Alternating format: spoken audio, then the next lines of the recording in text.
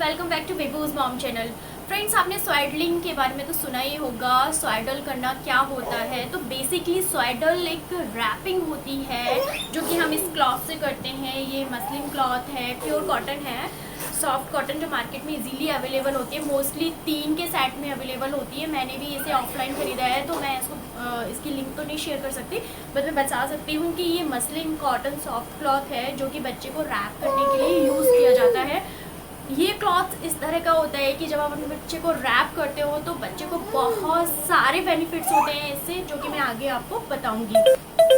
ये video basically new moms के लिए है और मॉम टू बी सून के लिए है, जो जल्दी जल्दी मॉम्स बनने वाली है या फिर फर्स्ट टाइम मॉम बनी है या न्यू मॉम्स हैं, वो ये वीडियो को ज़रूर देखें और लास्ट तक देखें। काफ़ी अच्छी इन्फॉर्मेशन आपको मिलेंगी।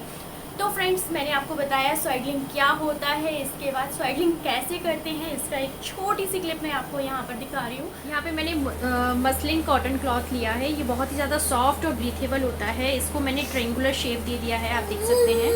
अभी ये ट्रायंगुलर शेप है। यहाँ पे हम अपने बेबी को लिटाएंगे। लिटाते समय याद रखना है कि क्लॉथ से बाहर उसका सर होना चाहिए और उसके अंदर उसके और बॉडी पार्ट्स होने चाहिए। फिर हम इसको एक तरफ से रैप करेंगे, एक हाथ को अंदर ही रखेंगे और इस तरह से बेबी को पलट के उसके अंदर घुसा देंगे। अभी थोड़ा ये बड़ा हो गया है इसलिए बहुत ही ज़्यादा एक्टिव है। जब छोटा बेबी होता है तो वो इजीली करवाता है। इसी तरह से हमें सेकंड तरफ से करना है। बेबू अभी इसको बहुत प्रॉब्लम हो रही है। तो 2 मंथ्स का बेबी, 2 मंथ्स तक तो बेबी आराम से करवाता है। इसको थोड़ी प्रॉब्लम हो रही है, लेकिन मैं सिर्फ आपको करके दिखाना चाहती हूँ। ये नीचे से जो पार्ट होता है उसको अंदर घुसा देते हैं और इसी तरह से बेबी को स्वाइडल करते हैं। तो आप देख सकते हैं अपने बेबी को आराम से स्वाइडल कर सकते हो। बेबू, तो फ्रेंड्स, आपने देखा कि स्वाइडलिंग कैसे करते हैं, बच्चे को रैप कैसे करते हैं, what is the benefits of swaddling, क्या क्या क्या इसके फ़ायदे हैं, हम अपने बच्चे को क्यों करें और कब से स्टार्ट करें। तो फ्रेंड्स, मैं बताना चाहूँगी कि जो न्यूबॉर्न बेबी होता है, जो जस्ट बॉर्न हुआ है, उसको उसी टाइम से लेके आप जब तक स्वाइडलिंग कर सकते हो, जब तक कि वो पलटना शुरू नहीं कर देता है। नॉर्मली बच्चा 2 मंथ्स में पलटना शुरू कर देता है, तो मैं आपको रिकमेंड करूँगी कि 0 से लेके 2 मंथ्स के बेबी के लिए बेस्ट होता है। क्या क्या फ़ायदे हैं स्वाइडलिंग करने के, वो मैं एक एक करके आपको बताती हूँ। फर्स्ट फ़ायदा, आप एक नॉर्मल सी थॉट है कि जब एक बच्चा एक अलग से इन्वायरमेंट से एक नए इन्वायरमेंट में आता है तो उसको ट्रांजिशन करने में नो डाउट टाइम लगेगा। ये किसी भी ह्यूमन बीइंग के साथ होता है। अगर हम भी किसी डिफरेंट वेदर से डिफरेंट वेदर में जाएंगे तो हमें एडाप्टेशन में टाइम लगेगा। जब बेबी मम्मी के वॉर्म के अंदर होता है तो वहाँ पे काफ़ी कोजी इन्वायरमेंट होता है, वार्म इन्वायरमेंट होता है। वहाँ पे जो लाइट होती है वो बहुत ही ज़्यादा डिम होती है। इनफैक्ट आप कह सकते हैं कि वहाँ पर एकदम अंधेरा होता है। तो बेबी को उस इन्वायरमेंट में रहने की आदत होती है और सडनली वो एकदम से लाइट इन्वायरमेंट में आ जाता है, एकदम से कोल्ड इन्वायरमेंट में आ जाता है, एकदम फ्री फील करता है। जहाँ मॉमी वॉर्म में उसको कम स्पेस मिल रहा था, उसको हाथ पैर चलाने की जगह भी नहीं थी और अचानक से उसको ऐसे इन्वायरमेंट में आना पड़ता है जहाँ पे बहुत सारा स्पेस है, एकदम से खुली सी जगह है, तो उसको एडेप्टेशन में टाइम लगेगा ही। तो ये जो बेबी का एडेप्टेशन टाइम है, ये जो ट्रांजिशन टाइम है, इसको हम बहुत ही स्मूथ बना सकते हैं। बच्चा आसानी से अपने इस टाइम को अडॉप्ट कर पाए।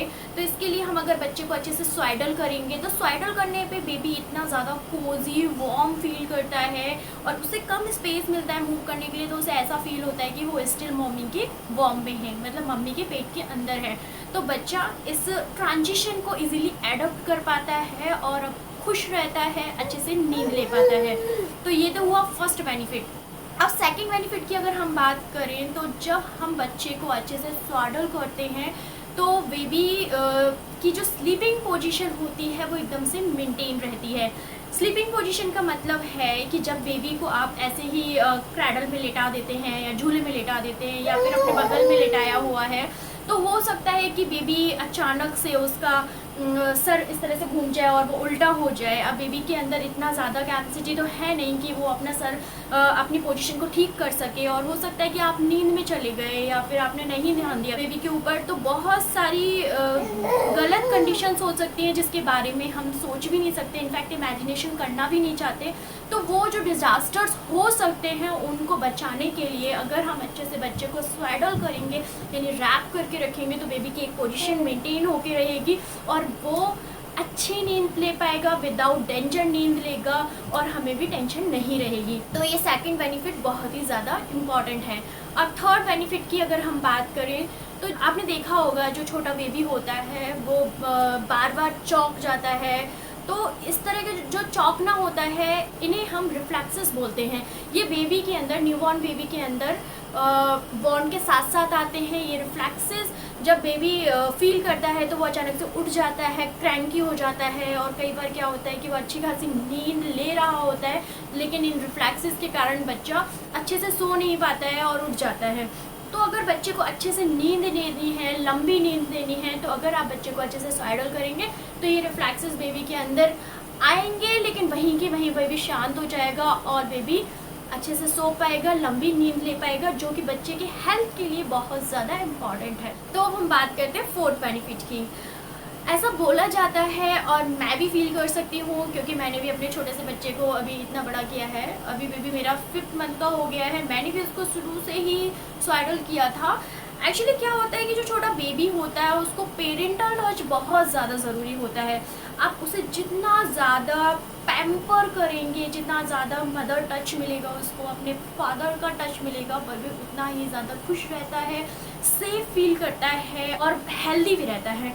तो ऐसा मटेरियल जो होता है मसलिन क्लॉथ वो इतना ज़्यादा सॉफ्ट और कोजी होता है कि वो एक पेरेंटल टच भी फील करवाता है बेबी को। जब आप बच्चे को अच्छे से स्वेडल करते हो, रैप करते हो, तो उसको एक पेरेंटल टच फील होता है जिससे कि उसको सिक्योरिटी फील होती है, सेफ फील होता है और बच्चा आराम से नींद लेता है जिससे कि आपका बच्चा हेल्दी होता है। अब मैं 5th बेनिफिट की बात करती हूँ आपसे। ऐसा स्टडीज़ में देखा गया है कि अगर आप अपने बच्चे को अच्छे से स्वेडल करते हैं, रैप करते हैं और उसके साथ साथ आप बेबी की पेट की मसाज करते हैं जो कि गैस रिलीव करने के लिए होती है, तो दोनों का जो कॉम्बिनेशन होता है वो बच्चे को कोलिक पेन से बचाता है। कोलिक के कारण बच्चे को ज़्यादातर देखा गया है कि बच्चा बहुत ज़्यादा क्रैंकी रहता है, बच्चा अच्छे से सो नहीं पाता है। कई मॉम्स ये वाली कंप्लेन करती हैं कि मेरा बच्चा बहुत ज़्यादा रोता है, चुप ही नहीं होता है। तो बेसिकली बच्चे में यही प्रॉब्लम होती है कि बच्चे में कोलिक हो गया है, मतलब गैस बन गई है और उसका एब्डोमिनल पेन है, इसी कारण से बच्चा अच्छा फील नहीं कर रहा है।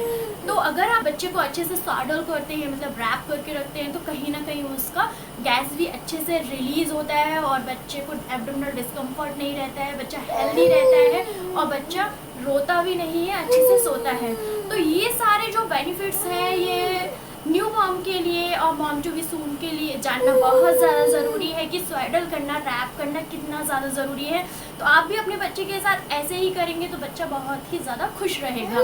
तो फ्रेंड्स, अगर आपको ये वाली इन्फॉर्मेशन पसंद आई तो प्लीज़ ज़्यादा से ज़्यादा फ्रेंड्स के साथ शेयर कीजिए और न्यू मॉम्स के साथ शेयर कीजिए, मॉम टू बी सून के साथ शेयर कीजिए। ये इन्फॉर्मेशन बहुत ज़्यादा ज़रूरी है। और अगर आपको मेरा वीडियो पसंद आए तो प्लीज़ लाइक ज़रूर कीजिए, मेरे चैनल को सब्सक्राइब कीजिए और ये बेल आइकन को दबाना मत भूलिए क्योंकि बेल आइकन दबाएंगे तो आने वाले वीडियोस की नोटिफिकेशन भी सबसे पहले आपको मिलेगा। Thank you so much for watching this video. Bye bye.